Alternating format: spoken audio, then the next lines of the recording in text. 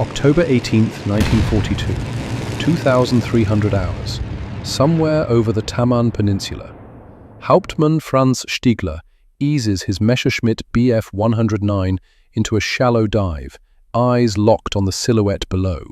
The moon is bright enough tonight. He can see it clearly. A biplane, fabric-covered wings catching the pale light, cruising at perhaps 90 miles per hour.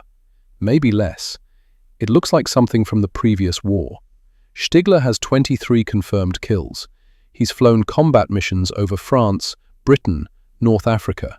He's engaged Spitfires, Hurricanes, American Thunderbolts. Fast, modern aircraft piloted by skilled men. A gift. He throttles back, trying to match the biplane's speed. His fighter shudders. The stall warning kicks in at 110 miles per hour. The wooden biplane below him is flying 20 miles per hour slower than his aircraft can physically maintain. He tries again, approaching from a different angle, cutting his speed even further. The controls go mushy. The nose drops. His fighter doesn't want to fly this slowly, wasn't designed to fly this slowly. By the time he recovers altitude and circles back, the biplane has vanished into the darkness. From somewhere in the night comes the sound he's learning to hate. Cylinder, radial engine, like a washing machine tumbling in the darkness. Then the whistle of falling bombs. The Soviets called it the Po-2. The Germans called it many things, none of them complimentary. The relic. The Polikarpov Po-2, originally designated U-2 until 1944, first flew in 1928. That's 14 years before Stiegler's encounter. In aviation terms, an eternity. The Wright brothers' first flight was closer to the Po-2's design era than the Po-2 was to the jets that would appear before war's end. Nikolai Polikarpov designed it as a primary trainer. Simple, forgiving, cheap to build, plywood fuselage covered in fabric, 2 open cockpits, fixed landing gear, a 5-cylinder Shvetsov M11 radial engine producing 100 horsepower, roughly the same output as a modern Honda Civic. Maximum speed, 94 miles per hour in level flight. Cruising speed, 68 miles per hour. Service ceiling, 10,000 feet. Range, 280 miles. Specifications that would have been mediocre in 1918. In 1942, they were laughable. The Soviet Air Force had produced 13,000 of them by the time Germany invaded. They were everywhere, training new pilots, dusting crops, delivering mail to remote villages, evacuating wounded. The biplane equivalent of a pickup truck. Reliable, simple, ubiquitous. When the Wehrmacht smashed across the border on June 22, 1941, destroying thousands of modern Soviet aircraft in the first days, someone looked at the Po-2s scattered across training airfields and had a desperate idea. Night harassment bombing. The night witches and their brothers. The concept was simple. Load the Po-2 with 200 kilograms of bombs, roughly 440 pounds. Launch after dark. Fly low over German positions. Drop bombs. Return. Repeat. The aircraft could barely carry its payload. With full bomb load, 2 crew members, and fuel, the Po-2's performance degraded further. Takeoff runs lengthened. Climb rates slowed to a crawl. Maximum speed dropped to somewhere around 80 miles per hour. They flew without radios. Too heavy. Without parachutes. Too heavy. Without navigation equipment beyond a compass and a map. The rear cockpit gunner, when there was one, operated a single 7.62mm machine gun. Often, they flew without even that. The most famous Po-2 regiment was the 588th Night Bomber Regiment, later designated the 46th Guards, commanded by Major Yevdokia Bershanskaya, crewed entirely by women. The Germans called them Nachthexen, night witches. But they weren't alone. Dozens of Po-2 regiments operated throughout the war, most crewed by men. The 601st, 607th, 612th, and others. They flew the same missions, faced the same dangers, achieved the same results. The Night Witches became famous, deservedly so, but they represented only a fraction of the Po-2 crews hunting German positions in darkness. Nadezhda Popova flew 852 combat missions in her Po-2. She was shot down multiple times. Survived 42 bullet holes in her aircraft during a single mission. The Germans spread out all their searchlights and guns, and they started to fire on us, she later recalled. I felt as if the sky was falling in pieces around me. The tactics evolved quickly. Fly in groups of 3. First aircraft draws searchlights and flak. Second, bombs while defenses are distracted. Third, bombs while they're reloading. Cut engines during final approach. Glide in silent. Restart during escape. If searchlights lock on, go into a flat spin until you drop out of the beam. Between 1942 and 1945, Po-2 crews flew an estimated 500,000 combat sorties, dropped 23,000 tons of bombs, more than 1 million missions if you count reconnaissance and supply runs. And the Germans, with their advanced fighters and sophisticated air defense network, couldn't stop them. The speed paradox. The problem was physics. German night fighters, primarily Bf-110s and later Ju-88s, cruised at 200 miles per hour. Their stall speed, the minimum velocity at which they could maintain controlled flight, hovered around 120 miles per hour. The Po-2 cruised at 68 miles per hour. This created an engagement envelope that simply didn't exist. German fighters couldn't slow down enough to get a stable firing solution. If they tried matching the Po-2's speed, their own aircraft stalled. If they maintained flying speed and attempted a slashing attack, they flashed past so quickly that accurate fire was nearly impossible. One German pilot compared it to trying to shoot a hummingbird with a rifle from a speeding car. The altitude problem compounded the speed problem. Po-2s typically operated between 500 and 2,000 feet. Too low for effective searchlight coordination, too low for heavy flak to depress guns adequately, too high for light flak to reach with accuracy, and they were made of wood and fabric. Armor-piercing rounds passed clean through without exploding. High explosive rounds often failed to detonate on impact with the soft structure. Incendiary rounds were more effective. Flame retardant required multiple hits to ignite reliably. Oberleutnant Hans-Joachim Kloschinski described engaging a Po-2 near Krasnodar. I fired a long burst at close range. I saw hits all along the fuselage. The aircraft staggered slightly but kept flying. I came around for another pass, fired again, more hits, still flying. On my third pass, my ammunition ran out. The biplane continued on, apparently unconcerned, and disappeared into the darkness. Soviet records confirm Krushinski's opponent returned to base, landed safely with 63 bullet holes, and flew again the following night after canvas patches were applied. The human cost of harassment. The word harassment undersells the psychological impact. German forward positions endured these raids every night, weather permitting. Sometimes 1 Po-2, sometimes 20. The bombs weren't large, typically 50-kilogram or 100-kilogram fragmentation weapons. They didn't destroy bunkers or knock out artillery positions, but they killed, and they prevented sleep. Obergefreiter Wilhelm Hoffmann's diary, recovered near Stalingrad, documents his deterioration. August 14th. The biplanes came again last night, 4 times. No one sleeps anymore. August 19th. They come earlier now. We hear them for hours, that sewing machine sound in the darkness. Everyone is on edge. August 23rd. Jensen was killed last night.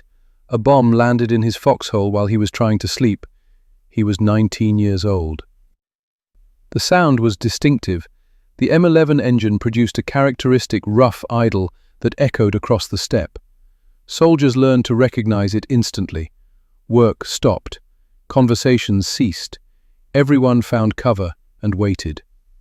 Medical records from German field hospitals show a marked increase in stress-related disorders in units subjected to regular Po2 harassment, anxiety, insomnia, psychosomatic illness. Breakdowns. The Red Air Force understood this. Mission orders explicitly prioritized psychological impact over physical destruction. Strike the same sectors repeatedly. Vary timing to prevent adaptation. Maximize noise and visible explosions.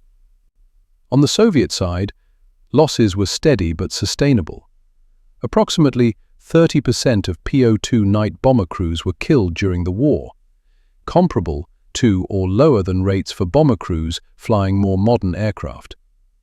The Po2's simplicity and low operating altitude provided strange protection.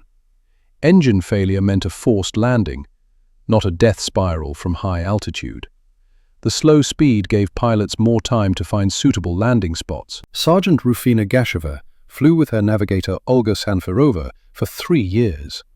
They completed 863 combat missions. "We crashed 4 times, Gasheva later said. "Walked back to base twice. Other times, friendly troops found us." The Po2 was gentle. It wanted to survive. The fighters' frustration. By mid-1943, the Luftwaffe had developed specific tactics for engaging Po2s. None worked consistently. Head-on attacks, closing speed of 280+ miles per hour, gave perhaps 1 second of firing opportunity. The Po2's tiny frontal cross-section made hitting it nearly impossible. Stern attacks from above. Maintaining the diving angle while matching the Po2's slow speed required precision most pilots couldn't sustain in darkness. Flare illumination, requested from ground units to silhouette the biplanes. Po2 pilots learned to turn away from flares, putting them between their aircraft and pursuing fighters, blinding the Germans. The solution many German pilots adopted: don't engage at all. Focus on fast Soviet bombers, Pez, Ilyushins, Bostons, that flew higher, faster, and could be fought conventionally. But some pursued the Po2s with obsessive determination. Major Joseph Kotyok claimed 26 Po2 kills, the highest count attributed to any Luftwaffe pilot. His technique involved approaching from below and behind at minimum safe speed, using his fighter's superior climb rate to match the biplane's altitude, then firing a brief burst before breaking away. It required exceptional skill and extraordinary patience. Most of his confirmed kills occurred during 1943, before Soviet Po2 units adopted full defensive tactics. After mid-1943, as crews learned to fly in coordinated groups with timed bombing runs and mutual support, Kotyok's success rate dropped dramatically. He was killed in January 1944 when his FW-190 stalled during an attempted Po2 engagement and spun into the ground. The numbers game. The 7,000 Luftwaffe fighters figure appears in some Russian sources. It's almost certainly inflated, perhaps by an order of magnitude or more. Verifying individual claims is nearly impossible. Soviet records were incomplete, German records were destroyed, and darkness obscures everything. What's documented? Po2 regiments collectively claimed approximately 1,000 German aircraft destroyed, most fighters attempting night intercepts. German records acknowledge several hundred aircraft lost to obsolete Soviet biplanes, with varying degrees of bureaucratic embarrassment. The more relevant numbers: 500,000 combat sorties, 23,000 tons of bombs, 4 years of continuous operations across thousands of miles of front. The Po2 didn't win the war. It contributed to winning the war through steady, unglamorous, nightly erosion of German effectiveness. Sleep deprivation, psychological pressure, resource diversion, the need to station fighters and flak units against canvas-covered biplanes meant those assets weren't available elsewhere. Modern warfare's efficiency advocates hate the Po-2's story. The aircraft was obsolete before the war began. Its performance specifications were absurd. It violated every principle of technological advancement and military modernization. And it worked. Legacy in plywood and fabric. The last Po-2 combat missions flew in 1954 during the Korean War. North Korean and Chinese forces used them for night harassment against American and South Korean positions. The U.S. Air Force attempted interceptions with F-86 Sabres and F-94 Starfires, jets capable of 600+ miles per hour. The results mirrored the Eastern Front. Fast jets couldn't engage slow biplanes effectively. Eventually, the U.S. deployed propeller-driven aircraft, modified T-6 Texans and Navy Corsairs to counter the threat. Even then, shooting down a Po-2 remained difficult. Production continued in the Soviet Union until 1959. Total manufactured approximately 40,000 aircraft, making it one of the most produced aircraft. Many served as trainers, agricultural planes, and utility transports long after their combat role ended. A few survive in museums. The Central Armed Forces Museum in Moscow displays one in Night Witch's markings. The RAF Museum in London has another. Seeing them in person is always strange. They're tiny, fragile-looking. The fabric sags slightly where the dope has dried over decades. The cockpits are cramped, instruments minimal, construction almost primitive. And you think, this terrified German soldiers for 4 years. Epilogue. Back to that night over the Taman Peninsula, Hauptmann Stiegler eventually gave up pursuing the Po-2. He returned to base, fuel low, ammunition exhausted, frustrated beyond measure. In his debriefing, he described the encounter with bitter precision. An obsolete biplane, barely capable of flight, crewed by undertrained personnel, somehow beyond the reach of modern fighters, flown by experienced pilots. The assessment was accurate, also incomplete. The Po-2's effectiveness didn't come from technological sophistication. It came from using limitations as weapons. Too slow to catch, too low to hit reliably, too simple to kill with modern ammunition, too numerous to ignore. The Night Witches and their male counterparts in other Po-2 regiments flew these aircraft, not because they were the best available option. They flew them because they were the only available option, and they made that option work through courage, improvisation, and relentless operational tempo.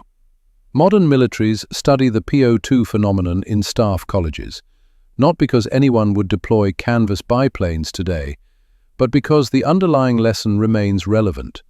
Technological inferiority isn't always decisive. Context matters. Tactics matter. Will matters. The washing machine sound of a 5-cylinder radial engine echoing across a battlefield mattered. And somewhere, in the darkness over the Taman Peninsula, probably that same night, another Po-2 was already approaching German lines.